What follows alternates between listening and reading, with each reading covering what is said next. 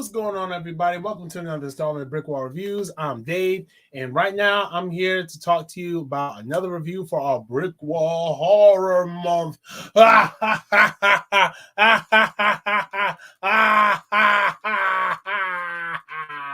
Before I get into it, I want to remind you guys, go ahead and hit that like button down below. Oh, there we go. Set the mood with the light. There we go. Got a little something. Hold on. Let's set the atmosphere.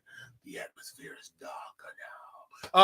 Before I get into it, remind you guys, go ahead, hit that like button down below. Subscribe to the channel if you already subscribe. Follow us on social media. We're on Facebook, Instagram, Twitter, and Twitch, where we do the Life BrickWall podcast and gaming. And also over on Instagram, we're doing mini reviews for both our weekly TV shows as well as some other horror movies that I'm going to get to over there as well. So we got a lot of horror content coming this month, and I can't wait for you to see it all. So without further ado, let's get into it. Happy Death Day to you. Happy Death Day to you. So this is, I'm not singing that. I was too high in the octave. I'm not going high. No, not at all. No. Okay, you tempted me, but I did. Anyway, so this is the sequel to the 2017 Happy Death Day, which was about a young girl whose name, what is her name anyway? I just thought I was going to be safe going off and not saying anybody's names. Named Tree. That's what it say? Tree? Okay, yeah. Named Tree, who is caught in a time loop akin to Groundhog Day, where every time she dies, she relives the day. And in order to get out of the loop, she has to figure out who her killer is. So this movie picks up not really directly after the first one. I guess depending on how you look at it, I don't think it picks up after the first one directly, but it follows a different character played by Vu named Ryan. So Ryan, as it turns out, he's now caught in a loop. He's caught in a loop, and he keeps getting killed by by the mysterious killer, who's a brand new person this time. So they try to find that mystery out. So before I get any further with this, one of the things that I really do like about this movie is that although I literally just told you, like, they're trying to find out who the killer is and how to get the Ryan out of this time loop since he's now the new main character, it doesn't go that route. Like, what it does is within like the first, as soon as you find out he's caught in the time loop, it's like, nope, we're going to get that out of here. We're going to figure out who the killer is. We're going to stop him. We're going to stop the killer. We're going to figure out who it is, and we're going to try to break this time loop. So after they do that, after they reveal who the killer is, which is a very interesting sci-fi twist, this movie actually turns into a science fiction movie, more of a science fiction than a horror movie, actually. So where the first one was more of a slasher, this one's more of, like I said, science fiction-y, different. I just realized, sidebar, I have not decorated in here for the horror season. I'm gonna have to change that. I just realized I did not put up any of my Halloween decorations this year. It's like the first time in BrickWall horror history I have not put up my horror background.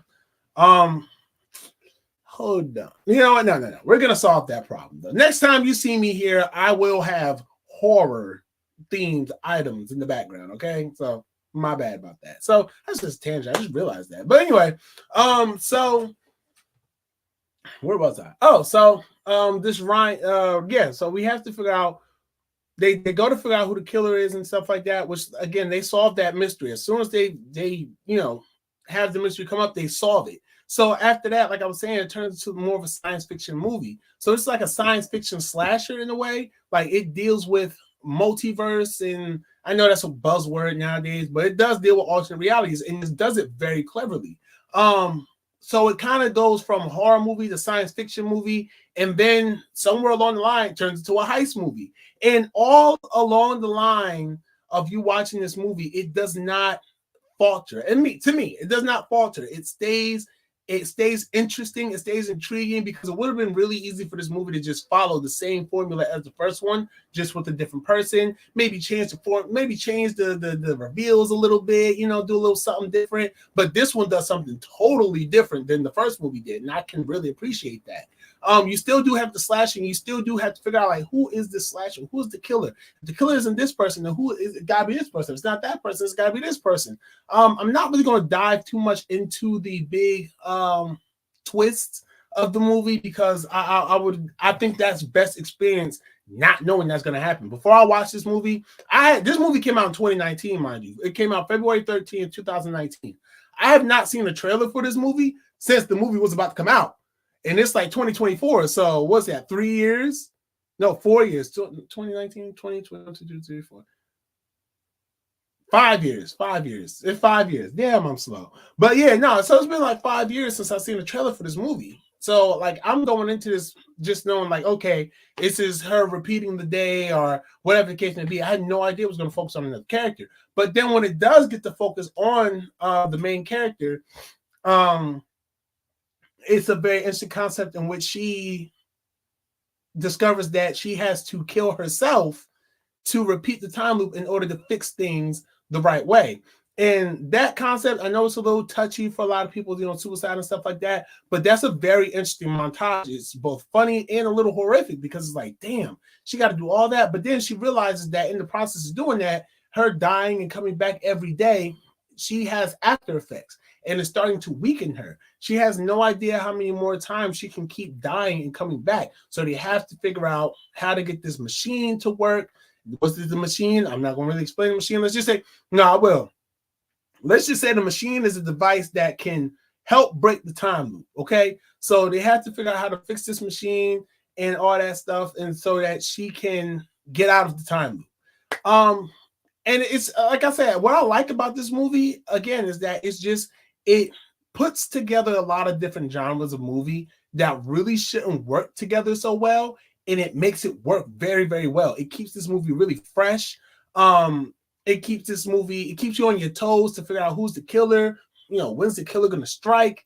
How is she going to survive this? It presents a moral question. Like if you're given a second chance at things, what do you really do with that second chance? You know what I'm saying? Like if you're given the opportunity to have a whole different life, do you really take that opportunity, or do you give that up to save people that rightfully belong in the position that they're in? Oh man, that was a lot to work around that spoil right there. But so yeah, so I mean this movie, it was a fun watch. I will say that. I got some good laughs because again, Happy Death Day, the original was kind of played up a little comedic as well. I guess if I had a criticism of this movie, I would have wanted it to be more horror. Like I would have wanted to see more of the slasher as opposed to more of the science fiction aspect of it.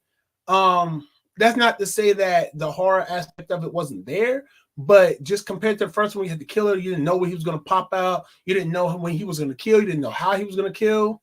This one is kind of like, okay, well, where's this aforementioned killer? We're just going to have the movie without the killer, have the movie without any kills. Like I said, a lot of the kills in this movie come from her self-deletion. You know what I'm saying? I'm not going to say how it is, her suicide. You know what I'm saying? Where she has to kill herself at the end of every day in order to, make the needed progress that they need to make in the movie. That's about really like the most gruesome that the movie gets. So I mean, in that regard, I wish it just would have had a little bit more of that horror element. But at the same time, with horror movies, you can only do the same thing but so many times. And I do appreciate this movie. I really can appreciate this movie for taking a different route. In all honesty, like it was very fresh. It stayed on my toes. Too. Then when the horror elements did come up, when the slasher elements did come up, when she had to escape the slasher, escape the killer, and everything like that, it felt earned. It felt like, oh wow, now there's something at stake, and you have to get away from this person, or else you're going to everything's ruined. So that's one of the things. Like I really did enjoy that about this film. So I mean, this movie, and when it came out, it did get a lot of good reviews. Like I said, same cast, same director. It got 6.2 out of 10 on IMDb, 71% on Rotten Tomatoes. If you want to watch it, it's streaming now on Peacock. As well as the first Happy Death Day, which again, I could have sworn I reviewed that movie, but I guess I didn't. I guess I just watched it and really, really liked it. But for those of you who are wondering though, well, what did you think about the first Happy Death Day? I thought that the first Happy Death Day was very, very fresh. It was really good. I liked it a lot. I liked the Groundhog Day element of it. I like that it was Groundhog Day, but you're being killed. And that's the thing that dragged me into the movie, So the first one, the first Happy Death Day, I would give it, if I were rating it right now, I would give the first Happy Death Day maybe about a 4.5 out of 5 stars. And Happy Death Day to You, the sequel to what I'm talking about now, I would give this movie, I would give it a little bit higher actually. I would give it a 4 point, even though it doesn't have the slasher and the horror elements that I liked about the first movie, it has a lot of fresh ideas that make it so it's not stale. So it's just like, oh wow, okay. Even the ending does something. It's just like, wait, what y'all doing? Like this is interesting. This is a very interesting world that has been built. So I would give this movie, just because of how fresh it is and how it kind of avoids being a retread of the first film, I would give it a 4.8. I would give it a little bit higher than the first one. Because it would have been, again, like I said, it would have been very easy for this movie to just do the same thing, change a couple of things up, and boom, that's it. But this movie takes a lot of liberty to go and do something completely different. And for that, I can appreciate it. So I do give this movie 4.8 out of 5 stars. In terms of it being a horror movie, though, like just as a movie, 4.8 out of 5 stars. But on the horror scale, right, which I said I was going to start doing now, I'm going to rank things on as a movie and as a horror movie. As a horror movie, I give it like a 2. I gave it a 2. It's not really scary. It's like it's like I'm not intimidated by the slasher. I don't find myself in a state of like fear or anything like that. Like, don't get me wrong, if I see a big dude walking up to me with a damn baby face mask on, I'm gonna be scared any day. But watching this movie, I forgot that that's what I was supposed to be afraid of. I was more invested in the sci-fi journey that we were taking in the movie than I was in the horror. So as a horror movie, it's a 2 star on the horror scale. But as a movie, 4.8 out of 5 stars. And the first one, let me be fair. For the first one, as a horror movie, I give it my rating's a little switch. It's actually higher. I give it like a 4. I give the first one a 4.8 as a horror movie and a 4.5 as a movie. Because it was good on the horror. It was good in the horror and it was good as a movie. So yeah, no, I did like the horror. You know, in comparison, I did like the horror.